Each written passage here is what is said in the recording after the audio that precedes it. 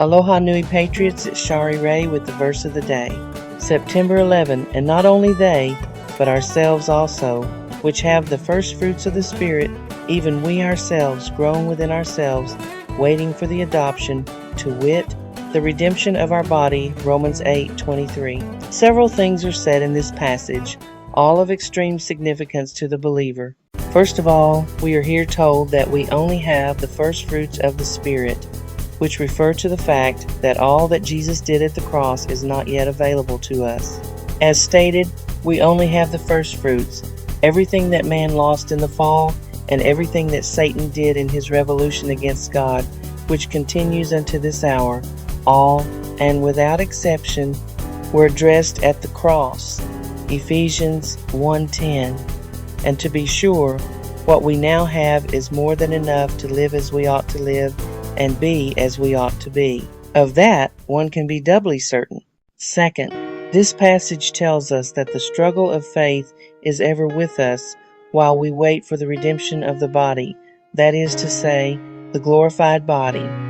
Upon reading the information that Paul gives us regarding victory in Christ and the cross, many believers immediately sense in their spirit that this is right. They set out to anchor their faith exactly as it ought to be anchored, that is to say, in Christ and the cross, and then immediately run into Satan, which oftentimes results in failure. Many then think that the cross doesn't work.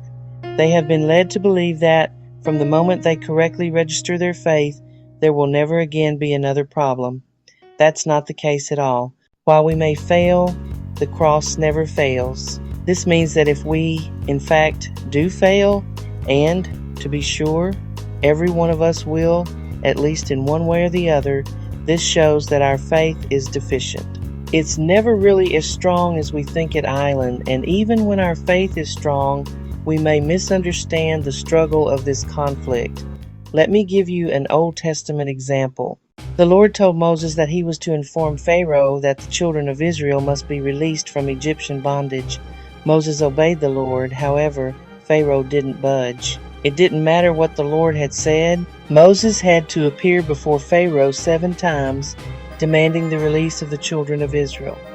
Exodus 5:1-2. Just because your faith is properly anchored doesn't mean the evil one is going to fold and buckle. Satan will try your faith, just as Pharaoh tried the faith of Moses and Aaron.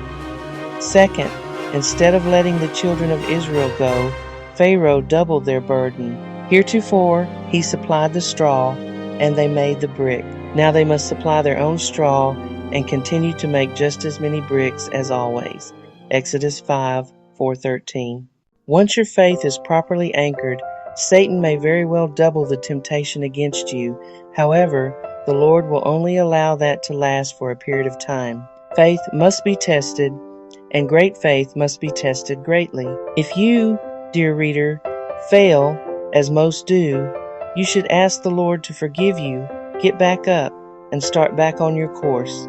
The difference in now and before is that you are now on the right road. Victory will ultimately be yours. Before, that definitely was not the case.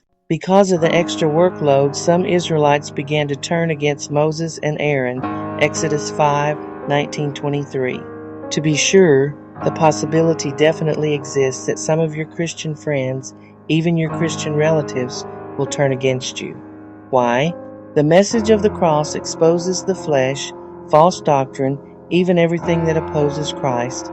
Therefore, it arouses the hostility in the natural man, Christian or no. This will be the unkindest cut of all, but if you stay the course of the cross, victory most definitely will be yours, a victory unparalleled. Moreover, Romans 8:23 also points to the time that is coming when the struggle will be completely over and we will be with Christ with a glorified body. That time is closer now than ever.